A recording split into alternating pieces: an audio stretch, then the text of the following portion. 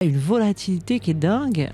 Et En tout cas, sur les marques que tu prends, c'est simplement de l'innovation. Nike a coupé ses innovations ces 5 dernières années. Je ne savais pas. Ben voilà.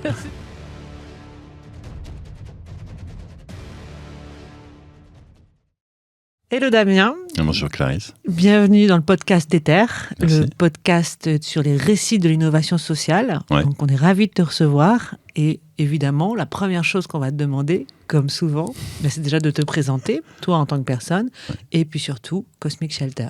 Ouais, bah écoute, merci de m'accueillir autour de ce podcast.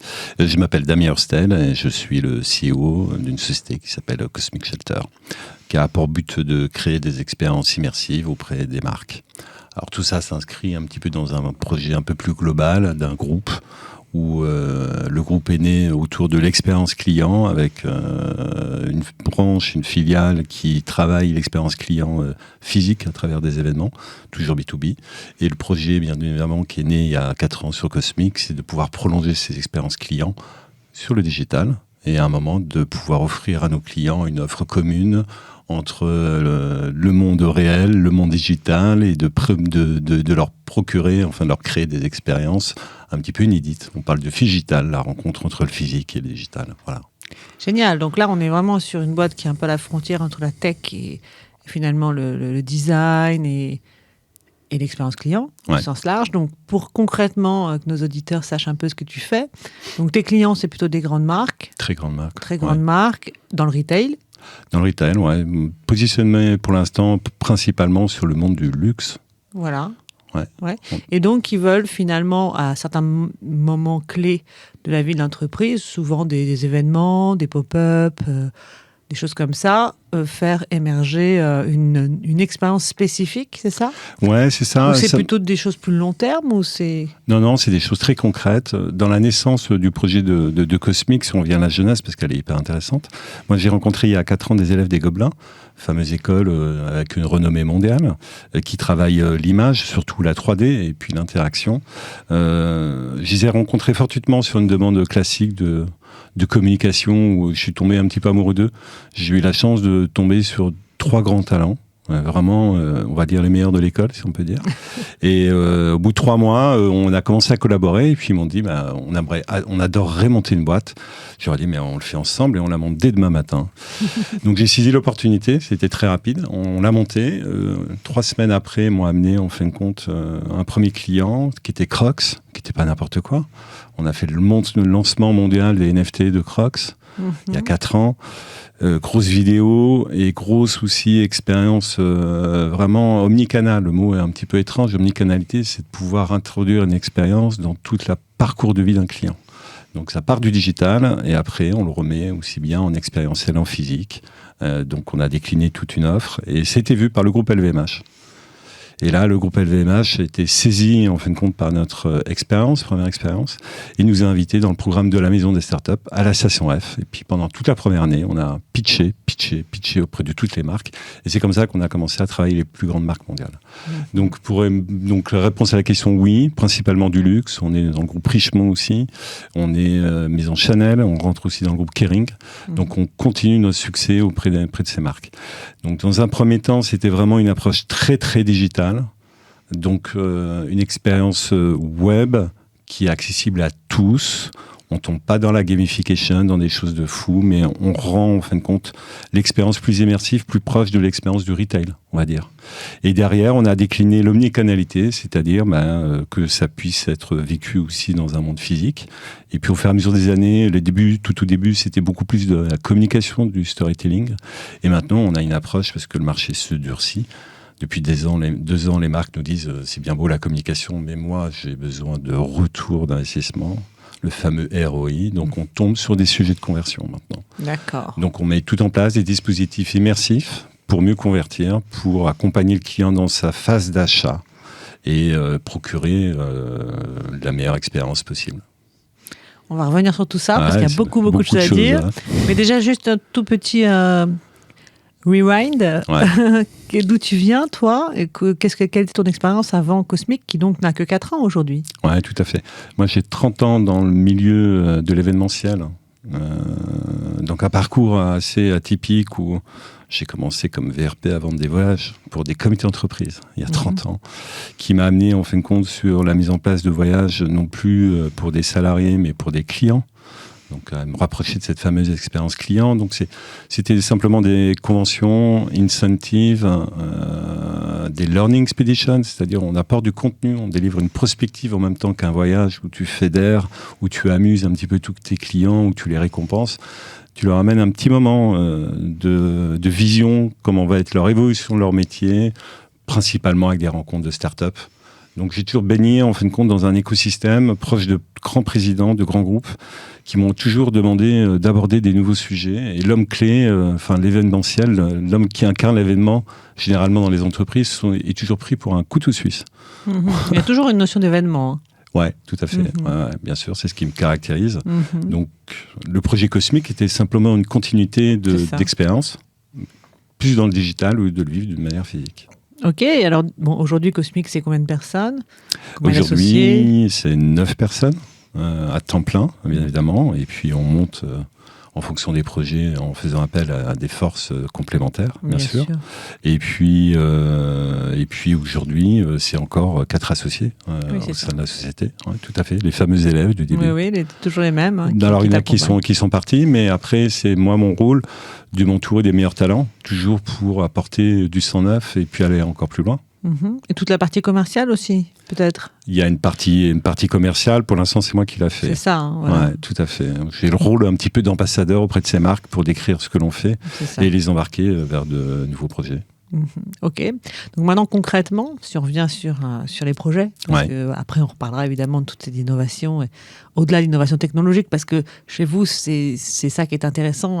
On est vraiment sur l'innovation hybride, à la fois technologique et à la fois en sciences humaines et sociales, donc vraiment comportementale. Et on va y venir. Mais alors tu nous as parlé du projet Crocs, mais est-ce qu'il y a d'autres projets que tu peux partager avec nos auditeurs? Oui, l'un des plus gros qui nous a apporté une grosse référence mondiale, c'était d'accompagner le groupe LVMH lors des Jeux Olympiques. Ah oui, d'accord. Tu as été sur les Jeux Olympiques toi aussi. Moi, je me souviens de Vivatech. Je sais que tu avais fait un truc sur Vivatech, mais les Jeux Olympiques, je n'étais pas encore au courant. Donc, raconte-nous. Le groupe LVMH nous a demandé de créer une expérience pour pouvoir expliquer, en fin de compte, le partenariat entre LVMH et les Jeux, traduire cette première image de partenaire financier comme acteur, en fin de compte, de toutes les victoires. Donc est née la maison de toutes les victoires, une maison haussmannienne digitale où lorsque tu rentres dans cette maison, tu découvres étage par étage, porte par porte, le rôle de chacune des maisons. Qu'est-ce qu'elle a contribué, en fin de compte, dans la fabrication, dans l'accompagnement des Jeux Olympiques. Donc, très grosse expérience, c'est la plus grosse référence mondiale sur la technologie qu'on utilise, qui est le WebGL, qui permet de rendre, en fin de compte, accessible ces expériences immersives sur n'importe quel téléphone, même si tu as une bande de 4G à une barre ou 2 barres, tu peux suivre l'expérience. Donc, avec un petit peu de gamification, un petit peu de récompense pour découvrir tous les endroits de la maison, bien évidemment, mais quelque chose de très simple, où toute personne de tout âge peut suivre l'expérience et avoir une interaction avec le contenu. C'est ça qui diffère. C'est le fait de te projeter à l'intérieur d'une pièce, d'une situation, d'un environnement et de pouvoir interagir avec lui. Donc on parle de démarche un peu plus ludique, de découverte beaucoup plus smooth.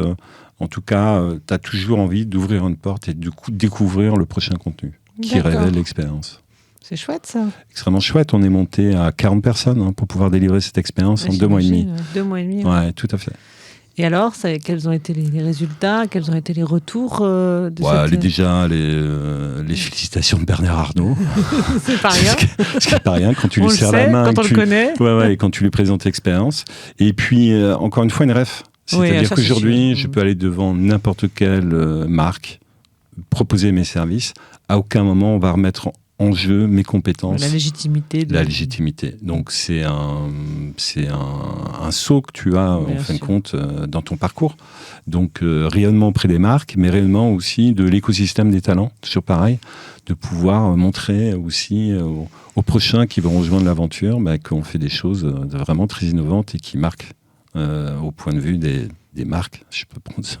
C'est du bon emploi de mots. Et quand tu dis que vous êtes monté à 40 personnes pour cette expérience, donc quels étaient les talents en fait que vous avez recrutés au-delà de votre équipe habituelle? Sur toutes les verticales. Il a fallu, en fin de compte, renforcer l'équipe, parce que le projet était très haut, très fort, très rapide. Il a fallu réagir très rapidement. Donc bien sûr, déjà, renforcer l'équipe pour le management de projet, qui est la colonne vertébrale, bien évidemment, de toute production. Et puis aussi bien sur la verticale UX, UI, sur les 3D artistes, et puis aussi sur les développeurs, puisque c'est 9 expériences en une qui sont interconnectés, donc 9 développements en parallèle, et puis bien sûr une conformité RG2A, donc c'est une conformité pour donner accessible cette expérience à n'importe quel handicap. Donc c'était vraiment l'une des choses les plus importantes sur cette opération. Oui, j'allais te demander alors, est-ce que tu peux nous parler, pour revenir sur cette opération, mais peut-être sur d'autres aussi si tu le veux, mais voilà, des innovations dont vous faites preuve, et là, pour le coup, qu'elles soient technologiques ou humaines. D'un point de vue technologique, on s'est donné toujours un mot d'ordre que l'expérience soit accessible à tous. On a parlé, mais aussi en termes d'impact sur son téléchargement. C'est-à-dire que les expériences que l'on fait font 15 mégas. C'est la pièce jointe que tu vas envoyer à un de tes collaborateurs tout à l'heure. D'accord. Donc c'est une taille qui est vraiment minimale, qui permet, en fin de compte... Pour une expérience maximale. Ouais, c'est ça, ouais, tout à fait. Tout en délivrant un impact visuel très très fort en termes de définition. D'accord. C'est ça. C'est ça aujourd'hui la technologie. Oui, ça sur le plan technologique, c'est votre point fort, votre point numéro 1, votre force numéro 1. C'est le point fort, oui, tout à fait. D'accord.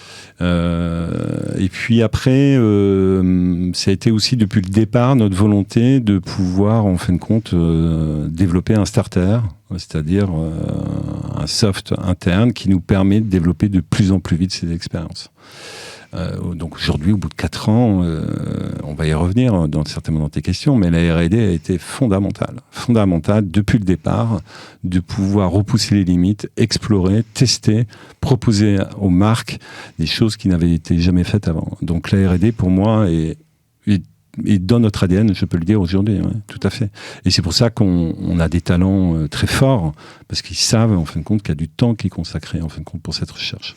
Voilà, ça c'est très important en termes d'ailleurs de marque employeur. Je pense que c'est vraiment important, particulièrement chez vous. Ouais. Mais de façon générale, alors parle-nous un peu de la R&D. Évidemment, ce qui va nous intéresser bien entendu davantage compte tenu de la nature de ce podcast, c'est tous les aspects innovation sociale, donc innovation sociétale, comportementale et plus liée au comportement humain qu'aux aspects technologiques. Mais de façon générale, parle-nous un peu de toute cette R&D. Elle passe aussi avec un petit peu d'A/B testing avec les marques au fur et à mesure de nos collaborations. Sur l'aspect humain et comportemental, est-ce qu'on peut dire que c'est surtout orienté sur l'expérience client ? Oui, tout à fait. Voilà, c'est ça. Ouais, bien sûr. À aucun moment, cette expérience doit être en rupture. Voilà, donc vous testez des choses en permanence et donc les clients, finalement, finaux, vous laissent tester des choses ? Oui, tout à fait, puisqu'on est toujours dans l'innovation. Donc on prouve avec nos clients, en fin de compte, et on mesure pour pouvoir effectivement effectuer des grandes bases, des grands principes, année par année, sur le succès de ces expériences. Et elle se traduit de toute façon automatiquement par des chiffres, par ROI, par de la conversion. C'est ça. S'il n'y a pas cette conversion, c'est qu'à un moment, il y a une rupture, en fin de compte, dans l'expérience. Alors, par exemple, dans le comportement. Si tu peux, hein. Ouais, bien sûr. Non, ça va être des choses qui me paraissent peut-être simples, mais c'est bien évidemment dans un parcours. On a lancé aussi toute une grande réflexion autour de la gamification avec la marque Sephora. C'est comment la gamification va pouvoir impacter la Gen Z, comment on va pouvoir créer plus de rétention, comment on va pouvoir en fin de compte lier ce jeu à des gains, bien évidemment, à la conversion, à travailler l'engagement. Et on a eu des expériences toutes bêtes où on a développé pour eux un jeu qu'on appelle le pinball, flipper. Oui. Transgénérationnel. On s'est aperçu bien évidemment qu'au départ on a trop forcé la dureté en fin de compte du jeu. Donc c'est des signaux qui sont tout bêtes, très simples, mais on l'a vu directement dans les conversions où il a fallu adapter en fin de compte ces mécaniques pour la rendre plus accessible. Toujours pareil. Le mot d'ordre, c'est la simplicité, que ce soit dans le jeu ou dans la progression dans l'univers. Elle est souvent accompagnée aussi avec un chemin directionnel où tu peux je dirais, quand tu avances avec ton scroll, c'est en fin de compte une ligne guidée que tu ne vois pas, mais à aucun moment tu vas tomber dans un système de gamification avec un avatar qui va se prendre un mur. Donc c'est vraiment notre modèle. Donc tout a été basé en fin de compte sur cette fluidité. Oui, alors bon, de toute façon ça revient un peu à l'innovation d'Apple. Hein. C'est que pour être dans l'hyper simplicité, ça demande énormément de travail derrière. Et c'est exactement ça. Je m'étais déjà fait la remarque quand on avait eu l'occasion de discuter ensemble de Cosmic, c'est d'ailleurs exactement le cas de la fameuse du poids. Voilà, c'est pour faire simple, il faut derrière énormément de R&D. Oui. À toutes les étapes, faire simple, c'est sur de la 3D, c'est de réduire déjà des polygones. C'est-à-dire que la 3D, ce ne sont que des points qui sont reliés entre eux, qui te donnent des facettes. En fin de compte, si on prend un ballon, c'est que des facettes en fin de compte. Donc il y a déjà un nettoyage pour pouvoir en fin de compte réduire ces polygones, et après c'est les textures que tu vas appliquer en fin de compte sur ces surfaces. Donc là encore, il y a eu beaucoup d'innovations, de recherche pour pouvoir en fin de compte diminuer l'impact du poids en mettant des textures en fin de compte sur ces modèles en 3D. Oui, et parce que derrière, ça va transformer l'expérience du client final. Oui. Et donc le retour sur investissement immédiat pour votre client. Oui, tout à fait. Puis des premiers impacts aussi en termes d'hébergement. On s'est battu les 2 premières années face à du pixel streaming qui te demande en fin de compte un utilisateur, un serveur. Je la refais. Oui. Un utilisateur, un serveur. Qui fait que nos enfants, en 1 heure de jeu, peut te bouffer un forfait de data de 15 gigas mensuel qui est un petit peu accessible à tout le monde. Et qui demandait des ressources financières aux marques vraiment très importantes. Donc c'était pendant 2 ans, les 2 premières années, d'affirmer cette technologie qu'on maîtrise au mieux, et qui n'est pas jeune, qui est assez vieille, mais on a pu repousser les limites. Et celle-ci va être accélérée puisque aujourd'hui, en fin de compte, il y a une nouvelle variante de cette technologie où, en fin de compte, tu vas avoir accès directement à la puce de ton ordinateur pour pouvoir calculer les images. D'accord. Donc ça a été ouvert par l'iOS, la dernière sortie au mois d'octobre. Donc ça va être une technologie qui va être adoptée par tout le monde. Donc tout ça va s'accélérer, bien évidemment. D'accord, ouais. Très fortement. Je me souviens, un des projets que tu nous avais montré sur le parfum, mais c'est ancien déjà, tu te souviens ? Voilà. Je pense que déjà, à l'époque, vous étiez très à la pointe de l'innovation. On est des experts sur l'impact de la lumière sur les bouteilles de parfum, bien évidemment. C'est-à-dire tout ce qui paraît simple, que l'on vit, nous, à l'œil nu, est très compliqué à remettre, en fin de compte, dans un monde digital en 3D. Donc, bien évidemment, oui, mais le parfum, les réflexions de lumière sont des choses qui sont très importantes qu'on maîtrise très bien. Très bien. Et donc, comment dans vos équipes, quel type de personnes dans vos équipes travaillent ensemble sur tous ces projets innovants, et comment se passe la R&D concrètement en interne ? Qu'est-ce que ça apporte aussi à vos équipes, cet investissement colossal que vous faites en R&D ? Il y a différents impacts. Il y a déjà un impact humain. C'est-à-dire que pour attirer des talents d'aujourd'hui, cette jeune génération, parce que la moyenne d'âge, elle est de 25 ans chez moi. Donc on est vraiment sur des profils qui sortent de l'école, qui ont plein de rêves, qui sont fous de création. Et si dans un projet de marque employeur, si tu intègres effectivement cette R&D, tu vas capter beaucoup plus de talents. Puisque tu vas leur donner des moments de récréation, si on peut dire, pour repousser les limites. Puisque c'est de la récréation pour eux. Ça devient vital. Donc de pouvoir effectivement définir un poste avec ces moments de R&D est vraiment quelque chose de très important déjà pour ton collaborateur, pour ton salarié, pour son bien-être, pour son épanouissement. Il faut bien comprendre qu'on a certains collaborateurs qui pourraient peut-être doubler ou tripler leur salaire en partant dans des nouvelles aventures. Puisqu'on est dans une compétition mondiale. Donc son bien-être, l'aventure générale en fin de compte de l'entreprise est vraiment fondamentale pour pouvoir garder ses talents. Donc sans R&D, ils partent. Donc déjà, c'est un point qui est hyper important pour cette nouvelle génération. Et puis bien évidemment, c'est l'impact sur les clients. On est au cœur de l'innovation, on repousse toujours les limites et on transforme en fin de compte des verticales métiers en ce moment chez certains de nos clients. Puisque le monde s'accélère extrêmement vite. Et vous êtes plutôt en proposition ou c'est vous qui poussez ça chez les clients? Oui, tout à fait. Voilà. Ou c'est plutôt eux qui viennent vous voir en vous demandant des choses comme un peu des architectes, et vous construisez quelque chose pour eux et vous innovez en le construisant. Tu vois ce que je veux dire? Ça peut être les deux d'ailleurs. Je sais pas. Tout dépend des niveaux de relation qu'on a avec les clients. D'accord. Dans une première démarche, il y a 4 mois, on a lancé en fin de compte un nouveau produit, une solution SaaS, qui permet en fin de compte aux marques de pouvoir en fin de compte créer l'ensemble de leur contenu. Donc, contenu, c'est assez large, mais on peut le préciser. C'est le contenu que tu vas avoir sur l'e-commerce, que ce soit aussi bien en print qu'en vidéo, et du contenu pour les réseaux sociaux. Okay. Tout ça fait en 100% digital et d'une manière industrielle. Donc, c'est un outil qui est extrêmement fort dans le sens où, aujourd'hui, tu vas proposer aux marques, on propose aux marques d'arrêter de faire déjà les photoshoots physiques de leurs produits et de le faire, en fin de compte, dans une scène 3D. D'accord. Donc en utilisant de l'IA. Alors, en utilisant de l'IA à certains moments, mais non, il y a un socle où la R&D intervient, où c'est l'héritage des 4 ans, en fin de compte, de R&D dans notre starter qui nous a permis, en fin de compte, d'industrialiser ce process. D'accord. Parce que ce qui est important pour des grands groupes mondiaux, il y a le savoir-faire, bien évidemment, mais l'exercice le plus dur, c'est que s'ils appuient sur le bouton, on va se retrouver avec un flot bien évidemment, de commandes. Donc, il faut arriver à trouver un système scalable. On parle de scalabilité. Et c'est vraiment cette phase qui était importante, de pouvoir délivrer une offre scalable. C'est-à-dire qu'aujourd'hui, pour pouvoir digitaliser l'ensemble d'une collection de produits, on est à 80-90% de temps réduit, en fin de compte, par rapport à un shoot physique. D'accord, je vois ce que tu veux dire. Okay. Donc, c'est vraiment des choses innovantes, et l'IA nous permet d'accélérer dans la gestion, dans la génération des contenus, au point de vue de la vidéo. Aujourd'hui, de pouvoir faire marcher un mannequin sur une scène avec un porté de sac, on va pouvoir la faire marcher, on le fait déjà, changer en fin de compte le sac sur l'entièreté de sa profondeur de gamme, on prend un modèle, on fait toutes les couleurs.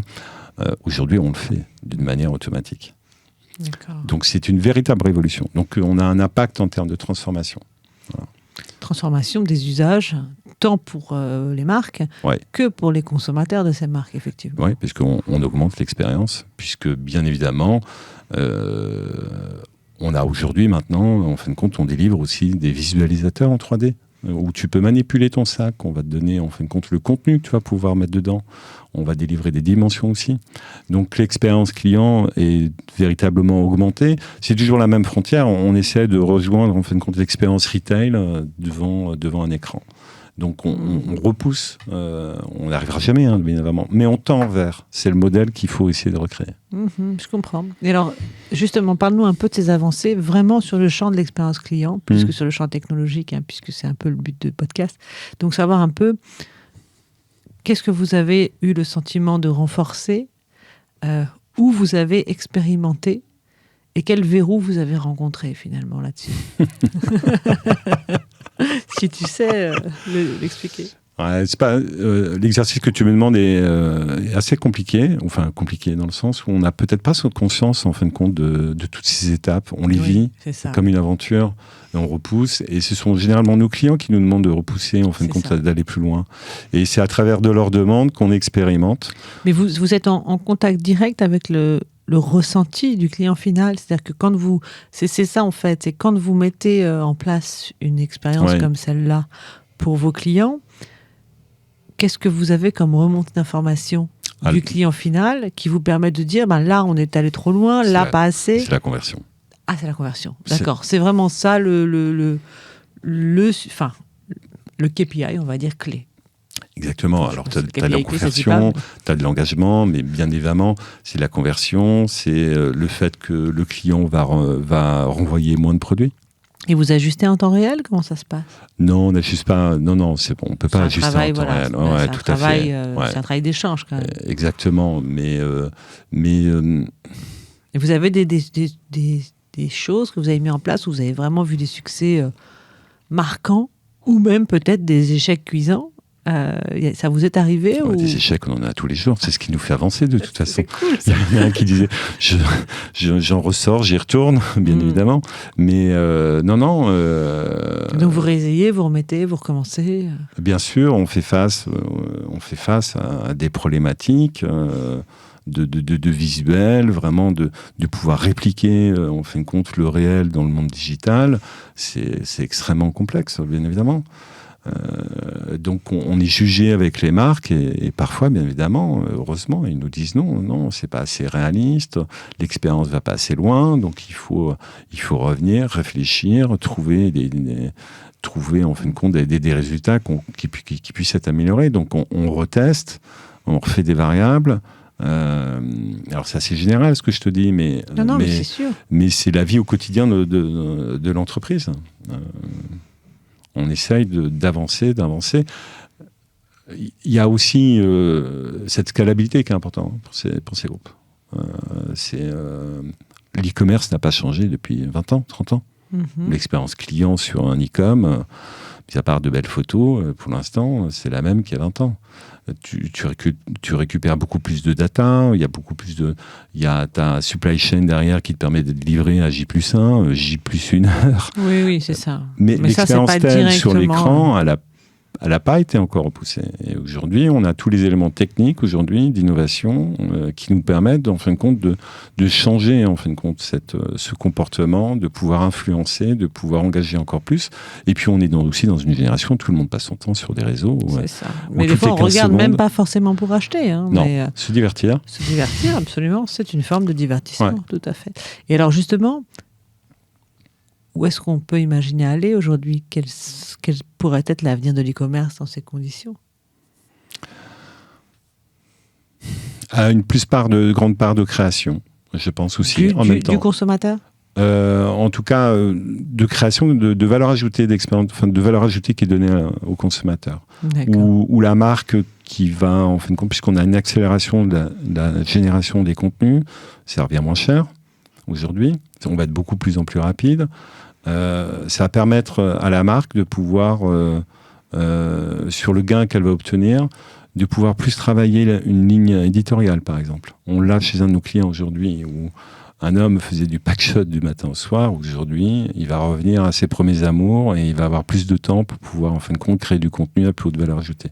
D'accord. Parce que des séances de packshot, c'est un boulot qui est répétitif. Oui, bien sûr. Placement de produit, placement des lumières. Quand tu as fait 150 produits dans la journée, tu es claqué. Donc ça va redonner une liberté en termes de création aussi avec des acteurs clés chez les marques et d'avoir, en fin de compte, une évolution peut-être un peu plus sympa. Et pour le consommateur ?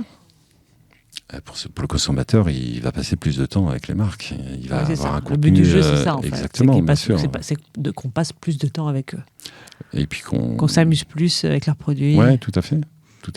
Et de pouvoir, toujours pareil, dans l'expérience, de pouvoir la relater à une autre personne et lui dire j'ai vu quelque chose de dingue, regarde. En fait, c'est une forme. Oui, l'objectif, c'est de te projeter le plus vite possible dans le produit, dans la marque. Oui, c'est ça. Ouais, et avec certaines marques, on les accompagne aussi avec de la gamification. Mm-hmm. Surtout l'interaction. Alors, le jeu apporte quoi exactement ? Des récompenses dans ta progression de l'expérience où tu vas avoir des petits cadeaux supplémentaires. L'expérience Sephora autour du pinball, à la fin de ta partie, en fonction de ton score, ton expérience était reliée à ton programme de fidélisation, donc déjà tu gagnais des points, et puis en fonction de ton score, tu avais un coupon à aller dépenser en magasin ou sur le site. D'accord. Et alors, est-ce que les expériences sur lesquelles vous travaillez, vous, en tant que prestataire de ces marques, et donc qui nécessitent d'avoir une très bonne connaissance technologique et aussi une vraie expérience de l'expérience client, une vraie connaissance de l'expérience client, et c'est le match entre les deux qui fait votre différence et qui fait qu'on vient vous chercher, parce que vous apportez aussi ce que vous faites pour les uns et pour les autres. Est-ce que Sarah, vous avez le sentiment que ça se différencie selon le type de clients finaux, l'âge, la cible en fait précise, ou est-ce qu'aujourd'hui finalement pas tant que ça ? Est-ce que pour une marque comme Sephora, qui a plutôt essayé de toucher peut-être des gens plus jeunes ou pas, J'en sais rien, tu vois. Si, je ne sais pas ce qu'ils font. Donc... On était plus sur de la Gen Z, voilà. Bien évidemment. Est-ce qu'il y a vraiment des changements majeurs? Est-ce que vous, en tout cas, vous l'avez intégré dans vos pratiques? On va plus s'attaquer, en fin de compte, avec l'innovation pour aller vers cette cible de plus en plus jeune. On n'a pas de... Aujourd'hui, je n'ai pas dans mon portefeuille de marque qui est sur des expériences. Seniors, par exemple? Non. Voilà. Mais certainement ça aussi parce que je suis aussi encore tout petit. On n'est pas présent partout, loin de là. On est en train d'éclore, de naître. Et aujourd'hui, principalement, on est sur le secteur du luxe ou du premium. Donc, mais demain, bien évidemment, on pourrait très bien travailler une expérience client sur une cible adressée à des seniors, bien évidemment. Qui seront sans doute les grands consommateurs de demain. Ouais. C'est ce qu'on dit souvent. Ouais, tout à fait. Donc, c'est pour ça que je m'interrogeais, est-ce que vous avez déjà été sollicité? Oui, non, pas encore, mais on va dire pas encore. et finalement, aujourd'hui, c'est plutôt sur une clientèle, on va dire, plus jeune. Ouais. Mais je suis pas très loin des seniors, hein, donc tu sais la limite. Non, mais un senior aujourd'hui. Oui, je sais, on est sûrement déjà senior. Je sais. Si plus de 45, quoi. On est déjà quasiment senior. Donc beaucoup plus que senior. donc je veux dire que dans le comportement, jusqu'à quelqu'un qui est actif, on va dire, qui est un tout petit peu connecté. Enfin, jusqu'à du 70 ans, il n'y a pas trop de différence. Non, pour moi, non. Non, parce qu'on essaie de l'avoir. Cette participation, cette expérience d'une manière universelle. D'accord, oui, c'est ça, d'accord. Donc, il y a quand même, on est sur une expérience client assez globale et pas forcément ciblée vraiment sur une catégorie. Oui. Ça peut permettre de les toucher davantage, mais c'est pas ciblé sur eux. Je pense aussi que de la part des marques, c'était le fait d'aller... l'innovation, c'est d'aller chercher d'embarquer le plus tôt, en fin de compte, la next generation auprès de la marque, dans une expérience de marque. D'accord. Pas obligatoirement de travailler la conversion avec les plus jeunes, mais c'est déjà de s'inscrire en fin de compte dans leur mémoire, d'une marque, de les faire rêver. Attaché, quoi. Ouais, bien sûr, parce que le luxe n'est qu'une répétition de rêve. Hein. Donc déjà, une fois que tu fais rêver en fin de compte des futurs consommateurs, le game est fait pour l'avenir. Pourquoi Mercedes fait des pubs pour des enfants où on les voit rêver, où on inscrit déjà dans la mémoire de l'enfant 15 jours il s'achèterait une Mercedes, c'est de préparer en fin de compte leurs futurs acheteurs. Non, c'est sûr. Après, le constat que je fais moi, pas personnellement, mais en ayant des enfants et des adolescents comme toi, consommateurs et ultra consommateurs, je constate quand même qu'il y a une volatilité du consommateur aujourd'hui pour les marques, pour les grandes marques, qui est terrible. Tu vois, il y a encore 2 ans, tout le monde ne parlait que de Nike. Aujourd'hui, on n'en parle quasi plus. Tout le monde veut du ASICS ou je ne sais quoi d'autre, du New Balance qui est revenu complètement à la mode. Enfin, il y a une volatilité qui est dingue. Et en tout cas, sur les marques que tu prends, c'est simplement de l'innovation. Nike a coupé ses innovations ces 5 dernières années. Mais je ne savais pas. Voilà. C'est bon info. Ah non, mais c'est super intéressant ce que tu dis là. Et c'est lié à ça. Exactement. C'est un petit peu comme la problématique de Boeing. Enfin, pour moi, en tout cas, c'est l'image que j'ai. Non, mais très bien. Mais justement, c'est des financiers qui arrivent aux commandes de ces marques, alors qu'elles ont innové pendant 30 ans ou 40 ans. Qu'elles sont leaders mondiales. Et d'un jour au lendemain, on a un changement de gouvernance où on parle que pognon. Et à partir de là, en fin de compte, on fait des coupes, on fait plus de prise, on donne plus d'innovation. Et l'innovation, c'est de la création. La création, c'est des nouveaux terrains. C'est ce qui nous permet de voyager pendant des décennies et d'être leader sur un marché. Tout à fait. Non, mais je suis d'accord. C'est pour ça qu'on fait ce podcast sur l'innovation sociale. C'est vraiment pour en parler. Mais tu vois, je ne savais pas qu'ils avaient coupé, parce que j'avoue que je ne suis pas toujours les détails. Surtout que quand tu parles d'innovation, là, en l'occurrence, je suppose que c'est technique. Mais voilà, j'ignorais complètement. Mais ça explique beaucoup de choses. Parce que on voit qu'en fait, le consommateur, quand même, est extrêmement sensible à cet aspect de l'investissement, finalement, de la marque. Oui, tout à fait. Et après, tu as le récit, bien évidemment. Oui, évidemment, il faut faire un peu de storytelling, ça part du... Mais ça va ensemble. Qui innove, raconte, en fait, aussi. C'est ça, exactement. D'accord. Et aujourd'hui, est-ce qu'il y a des marques avec lesquelles, justement, vous préférez travailler, que vous trouvez plus innovantes, plus... Toutes celles avec qui tu travailles, j'en suis sûre. Tu vas toutes nous citer. Mais je ne sais pas si tu pouvais faire un top 5. De toute façon, je ne pourrais pas donner de nom, mais bien souvent... ce qui est compliqué avec des grandes marques. En tout cas, des sujets de consommation, pas forcément des noms de marques. Je suis encore trop jeune, j'ai pas assez de retours, d'une manière sincère. D'accord. Moi, j'ai plaisir, c'est les hommes ou les femmes qui composent. Celles qui te donnent aussi peut-être plus de liberté sur la création.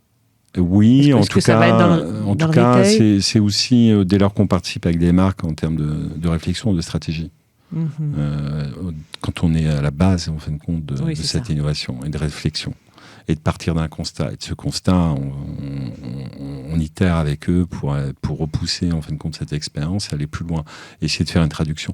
C'était le cas avec un grand acteur où ils avaient, en fin de compte, créé un métaverse, donc un fameux monde. Oui, je me souviens de ça. Tu m'en avais parlé. Oui, un fameux monde, en fin de compte, qui n'a vécu que 15 jours, parce que les ressources de serveurs étaient totalement disproportionnées, mais qui était une traduction d'une période. Et ces périodes maintenant, en termes de choix de technologie, si on ne fait pas le bon choix de la technologie, on peut se retrouver au bout de 2 ans avec un choix qui n'était plus le bon, c'était le cas. Donc ils nous ont demandé de faire une traduction et de voir si, d'un point de vue global, ce métaverse, en fin de compte, la réflexion, c'était pas plus la gamification dans l'expérience que de recréer un grand monde immersif sur une plateforme. Donc c'était ça notre traduction. Donc là, effectivement, c'est extrêmement sympa d'accompagner des marques sur ces sujets dès lors que tu fais partie de la réflexion. Donc tu prends en amont le sujet. Où tu n'es pas simplement un maker, mais quand tu arrives à réfléchir avec eux. Bien sûr, exactement.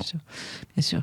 Est-ce que tu penses que ça pourrait se retrouver, toute cette innovation, dans d'autres mondes que le monde de matériel, du produit physique, on va dire ?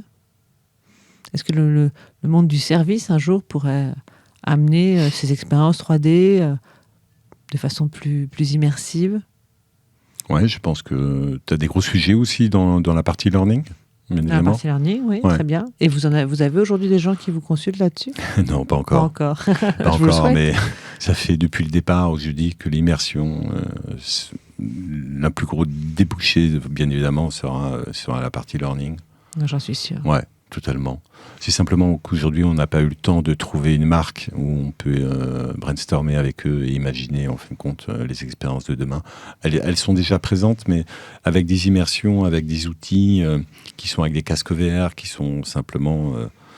qui sont très immersifs, mais qui sont one-to-one. C'est-à-dire que l'expérience est partagée par une personne. C'est ça. Alors que notre mode nous, c'est de le mettre sur le digital, sur un écran, partagé à tous. La fameuse scalabilité dont tu parlais aussi, c'est de développer pour beaucoup de personnes. Quoi. Tout à fait. Mais de pouvoir demain accompagner peut-être un Doctolib sur l'explication, parce que Doctolib est quand même un leader mondial en termes sur son positionnement, sur le fait de pouvoir booker des rendez-vous accessibles à tous, partage de plateformes. Je pense qu'il a un rôle aussi de pouvoir décrypter les maladies de demain et au lieu qu'on tape tous sur ChatGPT ou Google, mais de pouvoir informer avec une vérité, parce qu'aujourd'hui la vérité elle est compliquée à donner. Oui, tout à fait. Donc il y aura un rôle d'information, par exemple, c'est un sujet où là... tout le monde aurait un savoir, une information un peu vulgarisée, accessible à tous, pour pouvoir décrypter des maladies, par exemple. Ça pourrait être un sujet qui pourrait être mis avec eux pour qu'il y ait du contenu informatif pour accompagner tous ces malades qui utilisent au quotidien Doctolib. Avec une vraie expérience. Ouais, alors j'ai rien contre... je parle de Doctolib comme ça, mais... Oui, non, bien sûr. C'est intéressant. Essayer de se projeter un peu, parce que c'est pas la première fois que je me pose la question. D'ailleurs, je me l'avais déjà posée dans le passé. Et j'ai vraiment l'impression qu'effectivement, le monde du retail, je dirais, il est contraint d'y aller. Le monde du service n'y est pas encore. Non. Mais j'ai le sentiment que ça peut être effectivement l'étape d'après. Après, ça viendra quand ça viendra, mais on a besoin aussi, dans le monde du service, finalement, de vivre l'expérience avant de l'acheter, quelque part. Ah ouais. Et ce serait une façon de le marketer de façon intéressante, son produit, ou son service en l'occurrence, pour ses clients ou futurs clients. Super, donc pour refaire un tout petit peu d'histoire, donc depuis 4 années que vous avez créé Cosmic, quel est le chemin parcouru déjà ? Qu'est-ce que tu as le sentiment d'avoir fait, dépassé, où vous en êtes aujourd'hui ? Est-ce que vous êtes content déjà de votre chemin et où vous en êtes ? j'ai l'impression d'avoir vécu 3 vies. Déjà ? Oui, bien sûr. Quand on s'est rencontrés, c'était quoi, il y a 2 ans, 3 ans, ça venait de se créer ? Non, c'était juste à la création, un an après la création. Oui, c'est ça. Non, mais la première année était vraiment une expérience propulsée à son rêve. C'est ça. Il faut se remettre dans le contexte. Ils étaient encore étudiants. Je les faisais sécher, mes fameux associés. C'est ça. On délivrait des expériences pour les plus grandes marques mondiales. Tu n'imagines même pas ce qu'ils m'ont fait vivre, mais ce qui fait partie du parcours et on l'a fait avec succès. Donc, si tu veux, on a eu ces 2 premières années. On était plus dans la recherche, dans l'innovation, où il y avait un peu plus d'argent, j'ai envie de dire. C'était moins contraignant, tout le marché, où on donnait quand même beaucoup plus d'argent pour expérimenter. Et puis on a pris de la maturité, on a apporté aussi un petit peu de seniorité dans l'équipe. Donc on s'est repositionné. Les marques nous ont demandé d'aller plus sur la conversion, on l'a abordé. Donc je pense qu'on a professionnalisé, on a fait aussi des grosses refs mondiales. Donc on a mis les socles là aujourd'hui. Et puis je suis accompagné aussi par un exec advisor qui m'a rejoint, qui est Philippe Sauze. Un grand merci à toi Philippe. Lui c'est le fondateur de Electronic Arts, lancement des jeux FIFA dans le monde entier, général manager de l'Olympique Lyonnais. D'accord. Donc carrière qui a fini aux États-Unis avec Activision Blizzard, donc c'est du Candy Crush, donc c'est quelqu'un qui est vraiment succès. Mais qui a de bons conseils. Ouais, qui a de bons conseils, qui m'accompagne 2 jours par semaine pour pouvoir transformer, mettre une stratégie en place. Super. Donc c'est du coaching aussi. Bien sûr. Donc j'aime moi avoir un monde pluriel autour de moi avec des gens qui sont forts pour pouvoir compléter l'équipe. Très bien. Et puis toujours continuer à apprendre. Donc on est bien, on est content. Et puis il y a cette solution qui sort où on est en train d'organiser une levée. Donc c'est l'expérience. Ça je ne savais pas. Tu fais une levée là. Exactement. Tu organises une levée, d'accord. C'est prévu pour quand si tout va bien ? Mars-avril. Très bien. Très donc bien. on pitch. Oui, donc ça y est, voilà. Donc la chose est lancée. On a un grand acteur mondial du luxe qui commence à utiliser aussi nos 3D sur l'e-commerce, qui sont des markups aussi pour nous très importants. Donc non, tout va bien. Alors, ma dernière question toujours, que je prévois à chaque podcast, c'est comment tu vois Cosmic Shelter dans 5 ans ? Comment tu nous projettes cette belle aventure entrepreneuriale ? Si tu peux, sinon moins, comme tu veux. Non, je me vois très grand. Les services qu'aujourd'hui qu'on délivre, personne ne les délivre. Donc c'est vraiment une plateforme, une solution qu'on met en place pour les marques, pour pouvoir augmenter leur performance tout en délivrant tous les contenus qui sont à développer pour eux, donc des contenus digitaux. Oui. C'est vraiment important, puisque cette plateforme de demain, c'est toujours compliqué d'expliquer, mais elle va s'ouvrir des nouveaux services, je le sais. On réplique en fin de compte le twin digital de tous les produits qui forment une librairie.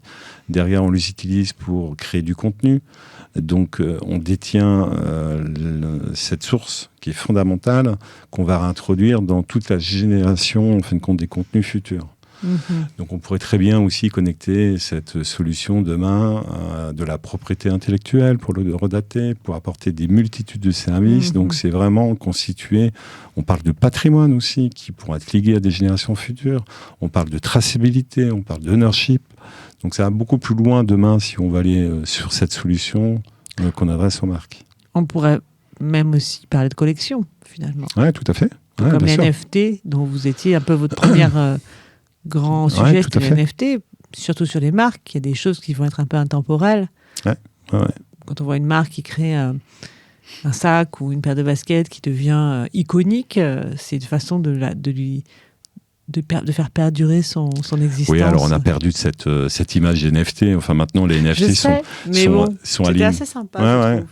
Bien sûr, il y avait toute une dimension artistique. Il y avait une dimension artistique, mais je ne sais pas si elle est maintenue ou pas. J'en sais rien, tu vois, j'ai dit ça comme ça. C'était une dérive aussi. Ce sera un autre podcast, ça. Mais, non, ces NFT permet maintenant aujourd'hui de résoudre des tas de problématiques aussi. Et puis on parle de seconde main aussi. On est au cœur de la seconde main aussi en digitalisant ces produits, puisque beaucoup de marques font de la seconde main officiellement sur leur site. Très bien, d'accord. Donc il faut représenter le produit, le remettre en vente. Donc si on a la source d'un digital 2 ans avant, ce sera beaucoup plus simple de le remettre en vente après. Donc finalement, cette levée, tu sais déjà de combien ou tu veux pas te prononcer là-dessus? On verra. Pour l'instant, c'est... Elle va être à peu près de 3 millions. Bon, d'accord, vous savez déjà où vous allez. Donc, cette levée de fonds, elle a vocation donc à recruter, je suppose? À recruter des postes clés et d'accélérer le développement. Et il y a une large, en fin de compte, pourcentage sur la R&D, toujours pareil. Oui, bien sûr. Bien sûr, elle est fondamentale. Tout le travail que tu as fait ces 4 premières années avec nous a été extrêmement bon, cherche le mot, peut-être pour aller plus loin, parce qu'elle nous a permis de nous structurer aussi dans notre réflexion, structurer aussi dans nos avancées. Et puis là, on essaye de passer le juillet. On attend la réponse, mais on va pouvoir être jeune entreprise innovante. Et oui. Donc c'est une sacrée étape. Et oui, bien sûr. Chez Cosmix, on n'en parle pas beaucoup, mais c'est vraiment important pour nous. Bien sûr. Ok, mais que des bonnes nouvelles alors. Ouais, que des bonnes nouvelles. Donc, ce qu'on va faire, on va s'arrêter là pour aujourd'hui, mais on va se donner rendez-vous quand même pour la suite des aventures de Cosmic Shelter. Avec grand plaisir, en tout cas. Parce qu'à mon sens, ça ne va pas s'arrêter là. Non. En tout cas, merci. Merci d'avoir accepté mon invitation. Merci d'avoir présenté cette entreprise qui me fascine toujours autant. Et puis, rendez-vous à une prochaine occasion. Et puis, pour tous ceux que ces podcasts intéressent, abonnez-vous à notre chaîne. N'hésitez pas. Nous aurons, j'espère, d'autres invités bientôt à vous proposer.